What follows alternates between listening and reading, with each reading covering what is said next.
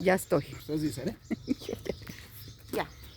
Ok, muy buenos días. Estamos aquí en el South. Es la primera comunidad Apache Chiricahua reconocida aquí en el estado de Chihuahua. Estamos en el Museo Apaches y Vaqueros.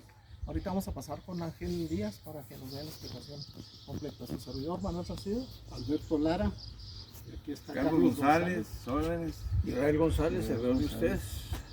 Aquí vamos a hacer la Heidi sombra. Segovia, Heidi Segovia, el camarógrafa. Dora Irma Gómez. No, yo. Y Doraín. Bueno, vamos a pasar. Vamos. Bueno, pues primeramente comentarles que aquí ha habido algunos eventos muy importantes para la historia de Chihuahua. Ahorita nos concentramos en la cuestión del museo, pero aquí en esta explanada, aquí está permanentemente un tipi o tipí, en donde de hecho ahí está la base principal, ¿no?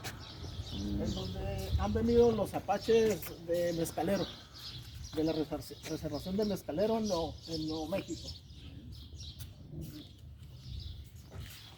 En la reservación de Mezcalero hay tres tribus, que son los mezcaleros, los lipanes y los chiricahuas.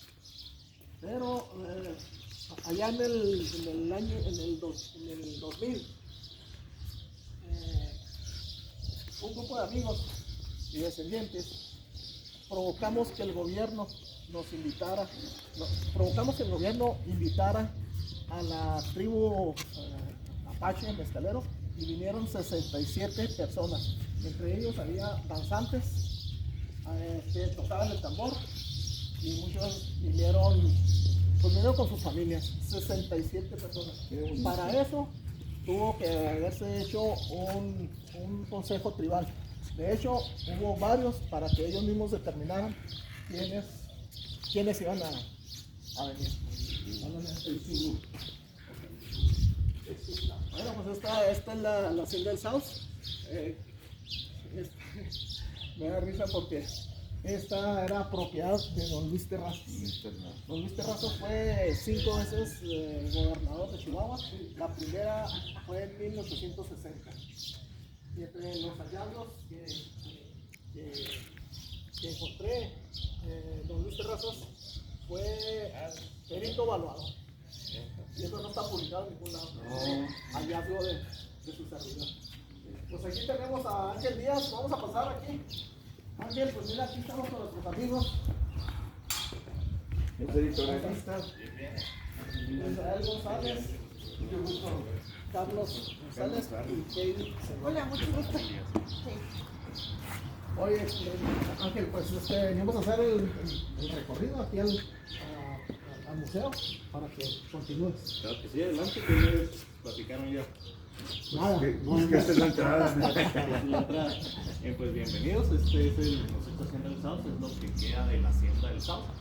Es, en pocas palabras, el edificio más nuevo, ya con 116 años, pero en sí la hacienda data de... No tenemos el dato exacto, en caso de que esté existiendo el documento que ya cuando se hizo, si no fue los que se perdieron aquí mismo, se quemaron en el archivo. Se estima que es de mediados de 1720, 1730 aproximadamente. Empieza a ser, inicia como una estancia de ganado, una estancia para los vaqueros, para cuando salían a pastear a las vacas, válgame, y era una hacienda menor y jurisdicción como estancia de ganado de Encinitas, que está aquí al norte, que son como 10 kilómetros aproximadamente, y la historia inicia a finales de 1600, cuando se adquiere a través de Real Merced, la tierra se la otorgan a Benito Pérez de la Rivera, y él adquiere la tierra y inicia con Encinitas a principios del siglo XVIII, y se funda en 1711, si no me equivoco, y adelantito de continuo la estancia del South. Pero se vuelve hacienda menor con el siguiente dueño, que fue don Manuel de San Juan de Santa Cruz, que fue gobernador de la Nueva Vizcaya, latifundista, ganadero, minero, todo lo que se podía en la época. Él era un Luis Terrazas de 1700 perras. Adelante. Gracias.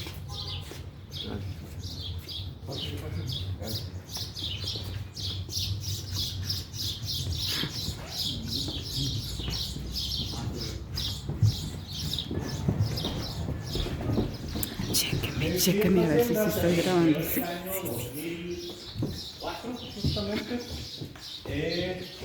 Después de que fue de Luis Terrazas, se le expropió, pasó a ser parte de la comunidad y luego empezó a fungir como casa habitación para varias familias. Al ser expropiada la tierra se empieza a vender y llegan varias, tanto la misma gente que vivía aquí como trabajadores empiezan a comprar la tierra y gente que venía principalmente de Aguascalientes y de la hacienda de las Delicias. Ellos llegan para acá y ponen otra colonia aquí aledaña que se llama la Hacienda de las Maras de Visto, haciendo referencia a la hacienda. Entonces,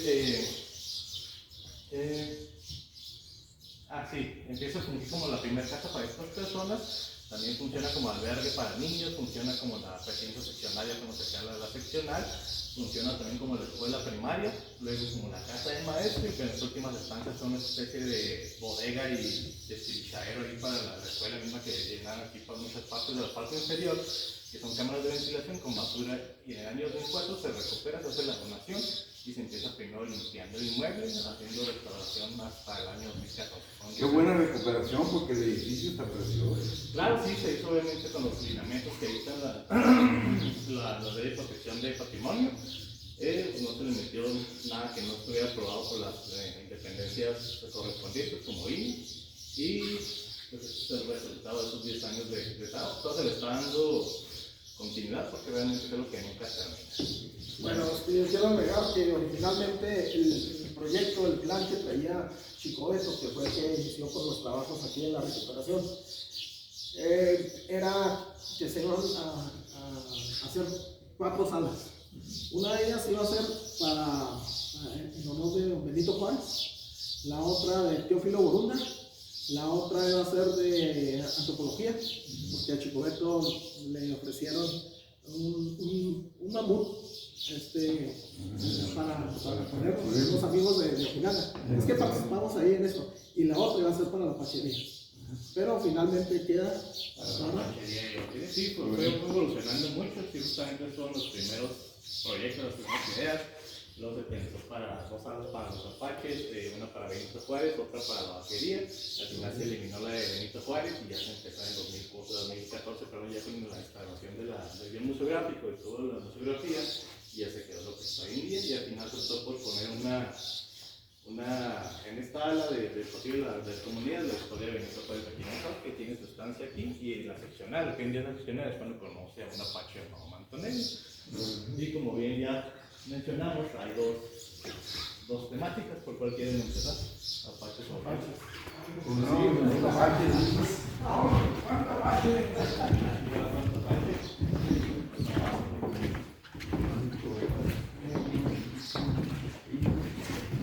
La verdad no me lo imaginaba así. Ángel, ¿por qué venimos? Precisamente porque nos invitaron Alberto Lara y a mí a hablar sobre los apaches en el programa que dije Más o menos.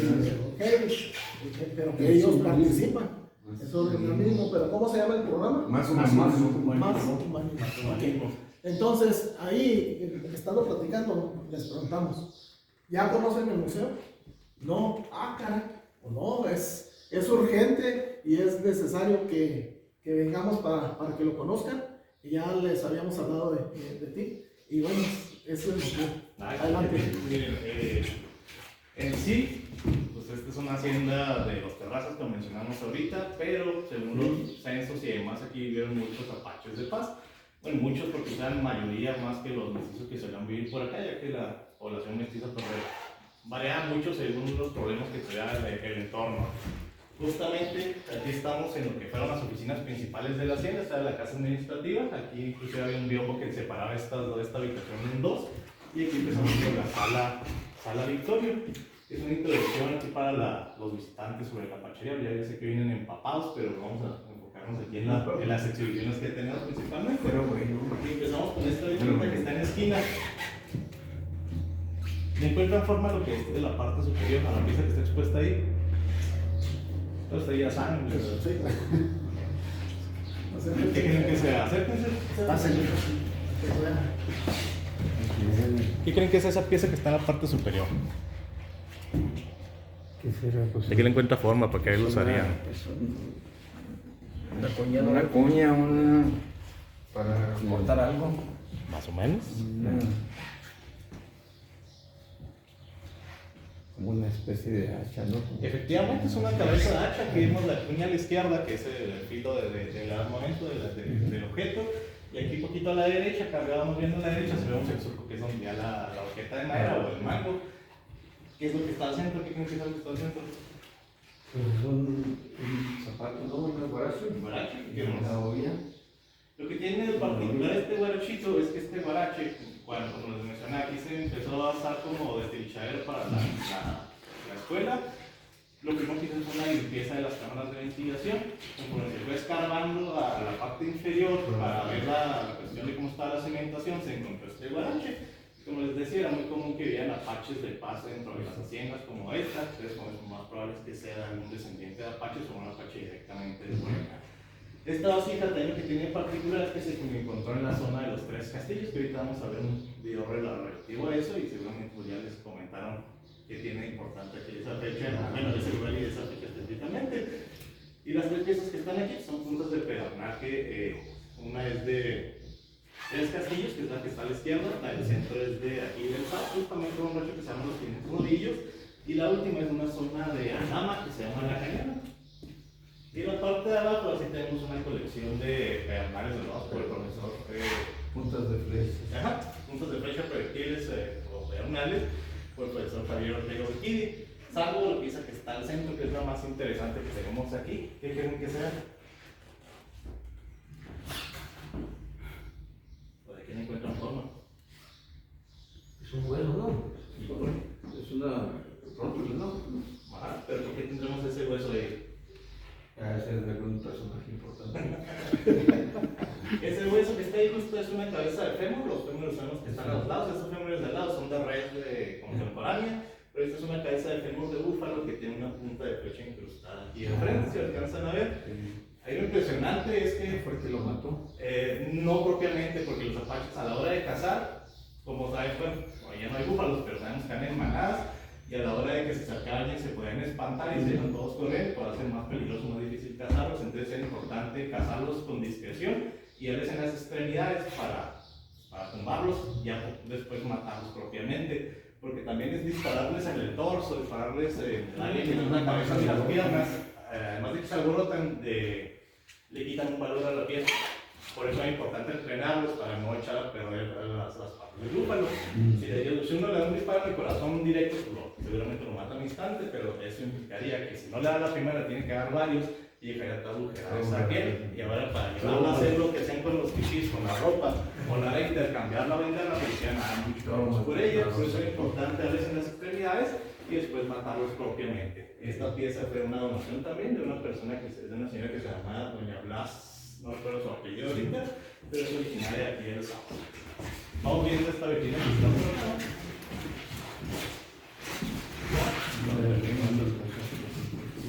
Justamente uno de los primeros conflictos que tienen con los occidentales es este. El concepto de la propiedad privada no existía aquí. No se existe con estos grupos, entonces llegan unos fulanos de sabrá Dios de dónde, y ahí, siendo ellos cíclicos, volviendo cada tiempo a ciertas zonas, se encuentran con que hay unas personas que están cercando los aguajes, principalmente las zonas de pastoreo para su ganado, y dicen que ya no pueden pasar porque ahora es de ellos, por orden de un rey que nunca pisó esta tierra. Y en cuanto a las habitaciones, se considera que el tipi es una adaptación tardía de las culturas de las zonas de las grandes llanuras. Es más propia esta habitación que está acá en esta fotografía, no sé si lo alcancen a ver. Es el toque como ubicado el choza, la choza, o una especie de jacal. Es una construcción, es como un iglú, pero probablemente sin el hielo. Es una construcción hecha de ramas, semicircular, recubierta con pasto, atada con paños que como vemos en esta fotografía, o con piel, y en épocas más frías con barro para guardar un poquito más el calor, perdón.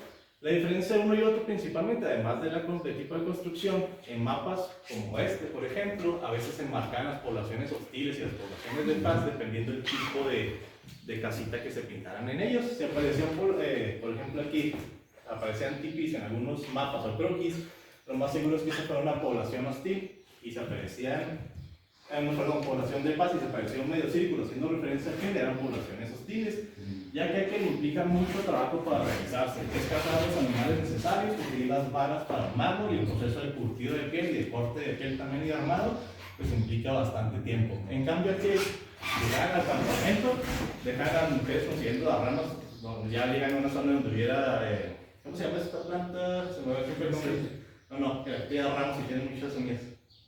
¿El cotillo? No, cotillo, ¿verdad? Cotillo. Por lo general, el cotillo, que ya tiene el tamaño adecuado, los armaban. Entonces, a la hora de que llegara la caballería, el ejército, la milicia cívica, en el caso de Chihuahua, y destruían ese tipo de campamentos, realmente la pérdida era muy, muy poca en cuestión de recursos, ya que era lo que encontraban en su propio entorno, y aquel pues va a perder trabajo de días. Bien.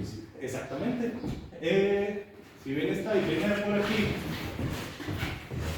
tenemos el ejemplo de vestimenta ya para mediados de, ya cuando tienen contacto con los occidentales, o españoles, estadounidenses y demás.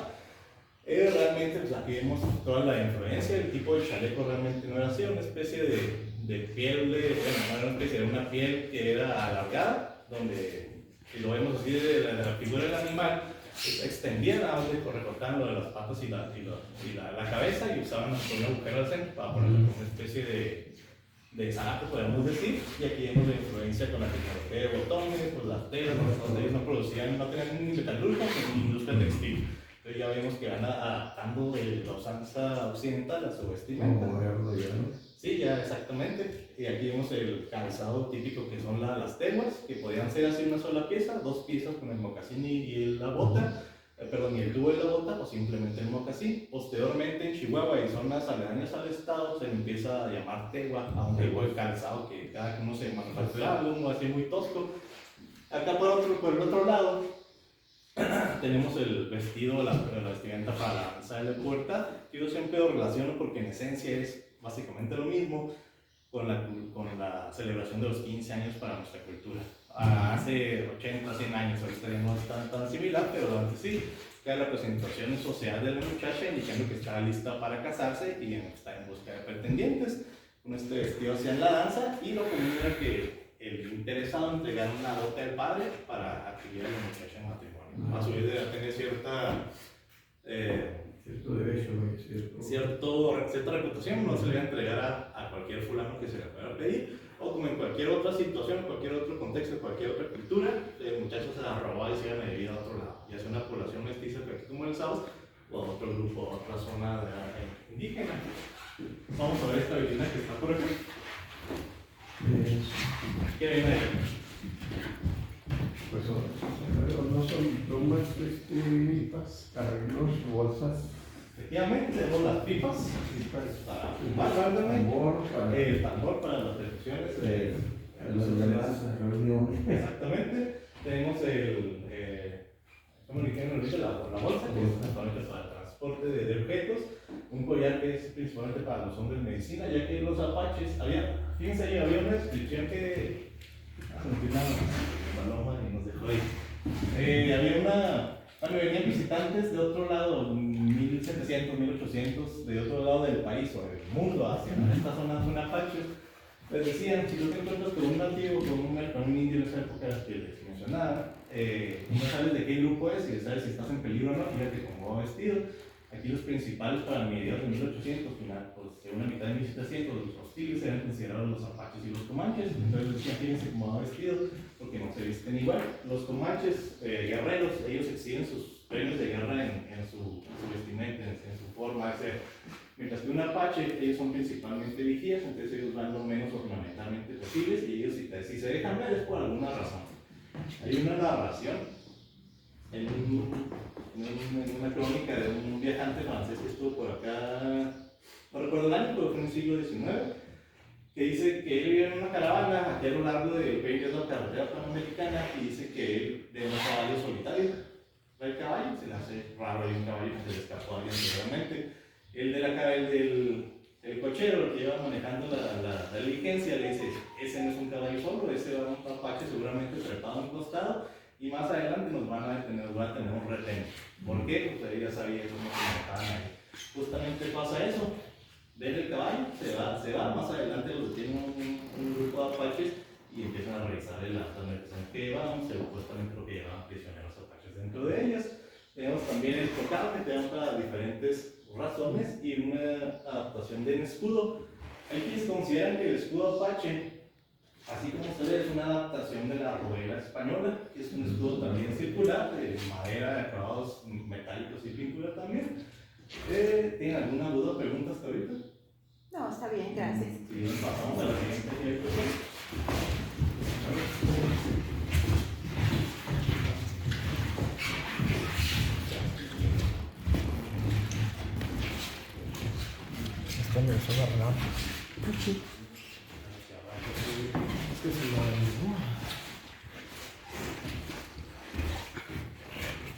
¿Te gusta? ¿Le paso el mapa en digital?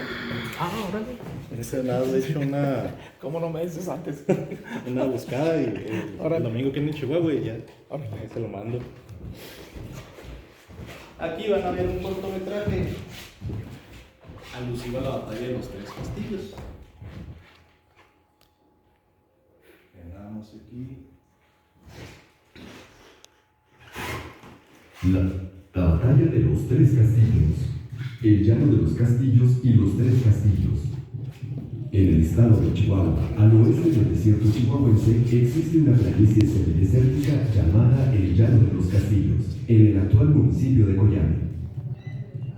Un sitio donde la vida se dificulta día a día para quienes viven en él. Un lugar donde anteriormente se llevaban a cabo las estancias de los míticos y legendarios apaches, la llamada Nación Indómita, uno de los pueblos originarios del norte de México y sur de Estados Unidos. Este llano adquiere su nombre por tres cerros que están en el centro de dicho lugar. A este punto se le conoce como los Tres Castillos, donde en el pasado funcionaba como un puesto apache por las peculiaridades del terreno, pudiendo tener un punto estratégico en medio del desierto por diferentes razones. Las principales era el agua que se juntaba en tres lagunas alrededor de los cerros a mediados de septiembre y octubre, lo que lo volvía un oasis temporal en medio del desierto. Otra era la excelente visión que se tenía hacia el horizonte y el polvo de los jinetes que a lo lejos advertía de las incursiones de posibles enemigos, teniendo como retirada cualquier otro punto cardinal. Un lugar especial para esconderse, eludir y visualizar el enemigo, pudiendo evitar una batalla innecesaria. O al menos así se creía hasta 1880.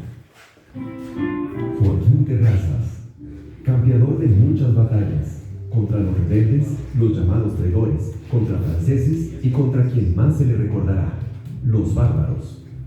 Joaquín nació en el año de 1829 en la labor de Terrazas, al sur de lo que hoy es la ciudad de Chihuahua. Hijo de padres trabajadores y educado en el campo, la caza y la lucha contra los apaches.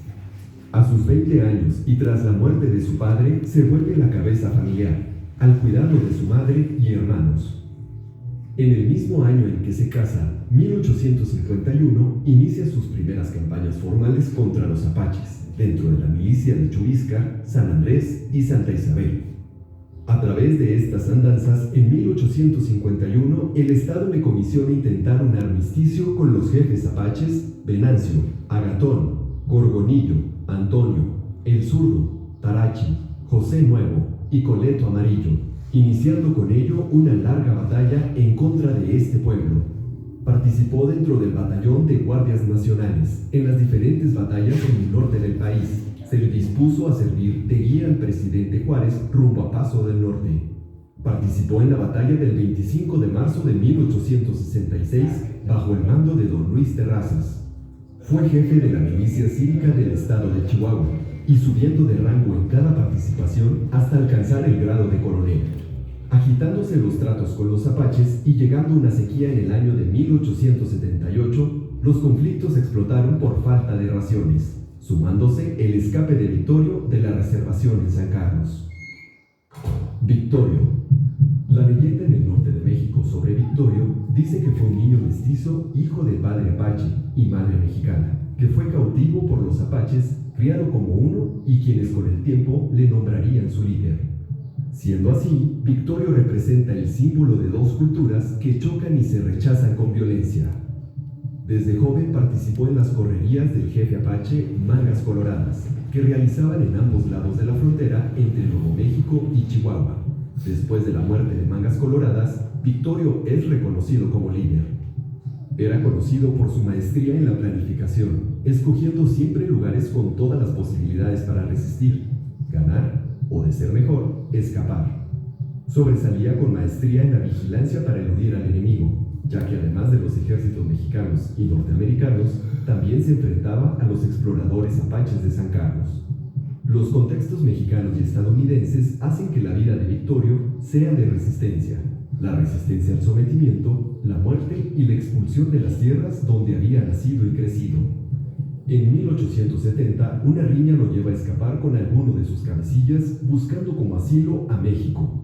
Por casi una década se dedicó a escapar y proteger a su gente, consiguiendo de todas maneras provisiones para poder establecerse en Chihuahua. En 1879, Victorio ataca el Carrizal, siendo por este acto que la milicia de Chihuahua empieza a perseguirle, entre los rurales de Texas, tropas de Nuevo México y los Buffalo Soldiers. 14 de octubre de 1880. Teniendo todo en contra suya, principalmente desde que México pierde la guerra contra los Estados Unidos y se decreta su expulsión del territorio mexicano, los apaches mantenían sus últimos reductos en Chihuahua. Cada vez las paces en esta tierra eran más y más precarias e irrespetables. Aventurado Victorio en el llano de los Castillos, poco tiempo pasó para que los vecinos del Carrizal dieran parte al Estado del ataque que habían recibido por él y su gente, lo que ocasionó que se levantara un grupo de milicia para ir en su persecución. 350 personas se enlistaron a esta fuerza de irregulares, de los cuales 2 estaban a cargo. Por una parte, el coronel Joaquín Terrazas y por otra, el coronel Juan Mata Ortiz, los cuales, una vez juntada la gente, se marcharon hacia el Carrizal. La mitad de los 350 iría al mando de Mata Ortiz a buscar a Victorio en la Sierra de Tosecigua, mientras que la otra mitad, comandada por el propio Joaquín Terrazas, seguiría el rastro por el llano de los Castillos.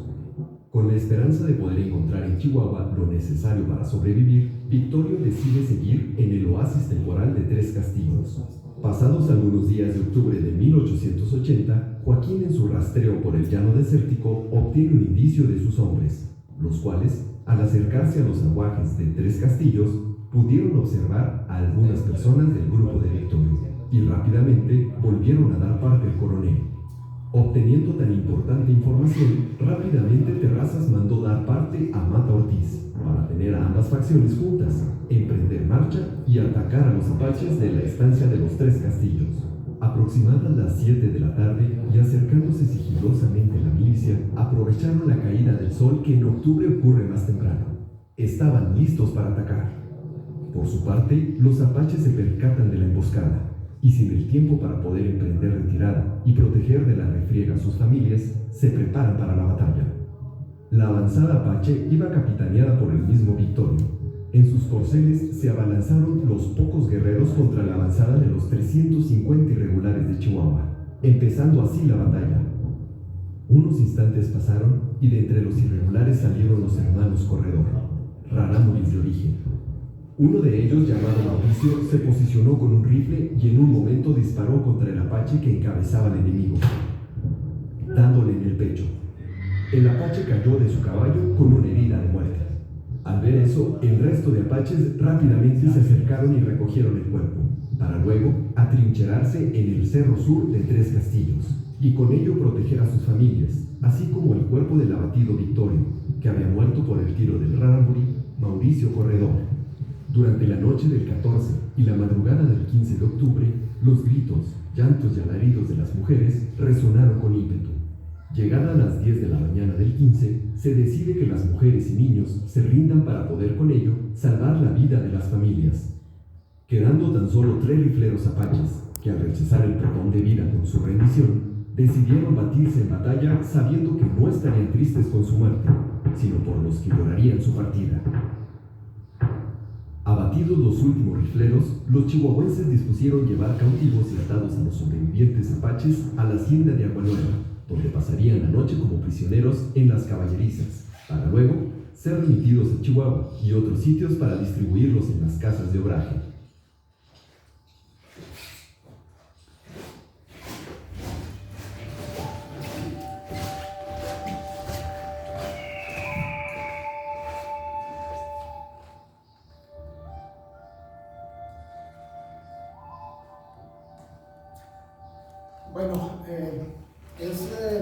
Y aunque los ciclos sigan pasando. mencionar que cuando se piensa en hacer esto, porque es muy costoso, hubo financiamiento por parte del gobierno. Y Chicobeto lo que hizo fue convocar a algunas de las gentes que tenían más conocimientos sobre la pachería. Y uno de ellos, pues, es Ángel Díaz, y ahí su servidor también participó. Lo comento porque no se reconocen los créditos.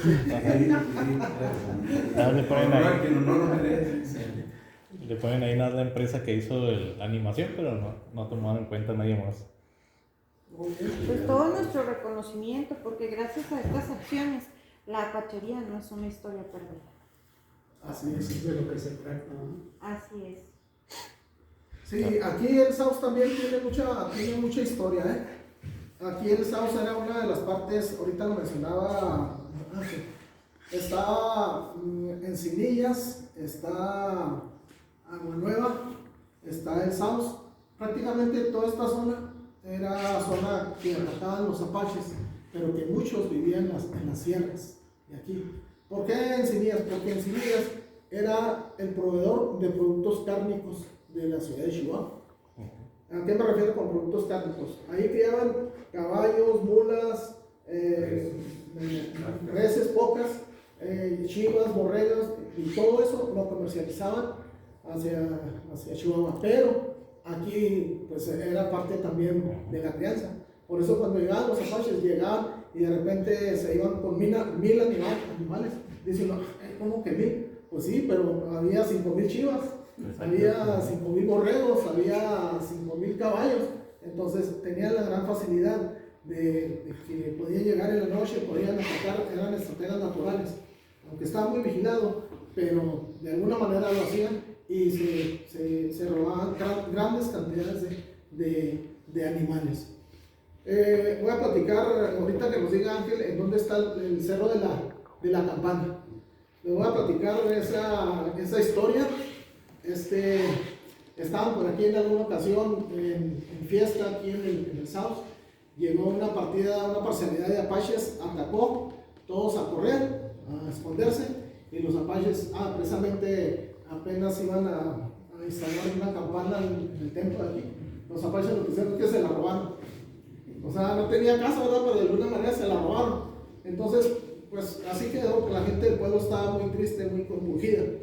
Y cuando los apaches tenían su mitote, que así se les llamaban a las fiestas que hacían, pues allá al punto Cuete, tocaban la campana. Entonces la gente de aquí del pueblo lo escuchaba. Entonces, pues ¿dónde? Entonces lo escuchaba en un cerro. De ahí se escuchaba. Entonces, desde entonces se le llama el cerro de la campana. Nunca recuperaron la campana. Nunca la recuperaron. Voy a citar otro ejemplo. Aquí en alguna ocasión, cuando en 1880, después de la batalla de Tres Castillos, que se van a las cautivas o cautivos porque iban niños de brazos, se los llevan a Agua Nueva, se los traen en collera. De allá para acá, y también pasan por aquí, pero antes de seguir el camino a Chihuahua, aquí hay una venta o subasta de esclavos, que eran los apaches. O sea, aquí era un presidio, era una cárcel para los indios bárbaros, que eran apaches y comanches. Bueno, aquí, según lo que se dice en la historia, es que Luis Terrazas se queda con 2 cautivas y otros hacendados. Pero la cuestión es que ya cuando llegan a Chihuahua, hay fiesta en Chihuahua por la cuestión del triunfo de Joaquín Terrazas sobre los apaches, y allá se quedan en la cárcel las mujeres cautivas con sus hijos, los que quedan. Pero resulta que aquí en esta zona estaban una parcialidad que reclamaba que dejaran, que soltaran a sus esposas. Entonces estos apaches capturan a 2 jóvenes de aquí del Saus, pero uno de ellos era muy bronco y en las primeras de cambio lo lanzan. O sea, usaban lanza, pues lo atraviesan, lo matan. Y el otro resulta que un joven de 21 años sabía leer y escribir. Bueno, él es el que le hacía las cartas de petición del gobierno para negociar, para que soltaran a sus mujeres. Otro detalle es que aquí cerquita a ver si me apoya Ángel, ¿cómo se llama el arroyo en donde están las piedras? Tiene que ser todavía el arroyo Belsaos, se junta con, no sé si se junta con el Belsaos, pero sí tengo entendido que tiene que ser el mismo, al menos una alimentación del mismo, pero aquí al frente se llama el Cañón del Potrero. El Cañón del Potrero, bueno, por ahí en alguna ocasión ya anduvimos recorriendo esa zona, precisamente con Memo Gutiérrez, y ahí encontramos una cueva, encontramos unas de las piedras, para ellos eran utensilios que usaban los apaches. Pero en 1933, estaba una familia asentada aquí, precisamente en lo que ahora es el ejido Bellavista. Un grupo de personas, de rancheros, de Nonuava, le pide al gobierno tierras para constituirse como ejido, y el gobierno les da precisamente esta zona. Entonces, en 1933 viene el grupo de campesinos, por llamarlos de alguna manera, y lo que hace la familia Apaches que estaba sentada ahí en 1933, nomás hacen sus bultos y agarran camino rumbo al norte. Desgraciadamente no se quedó nada documentado, no sé si hayan platicado contigo algo los del pueblo, Ángel. No, ya los que les tocó ya ni están vivos, yo creo. Bueno, pues... Pero a lo que me refiero, toda esta zona es considerada una zona eminentemente de especie apache. ¿Cómo se llama esta sala? Esta se llama Sala Jerónimo, Sala Victorio Antero, Sala Jerónimo. Justamente aquí ya hablamos justamente de la última etapa de la apachería. Bueno, la apachería haciendo referencia al conflicto ya con el gobierno, como podemos ver, con el Estado.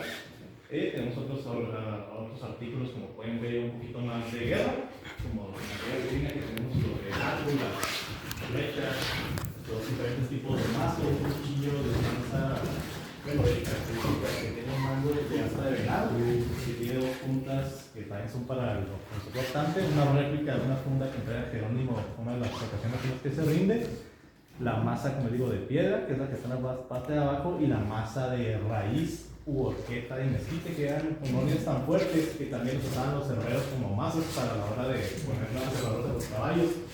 Tenemos las réplicas de lanzas, solo que aquí como detalle estas lanzas están un poco más pequeñas, ya que hicieron malas vitrinas. Sí, déjenme comentarles cómo se hacen estos mazos. Este mazo es de cuero crudo.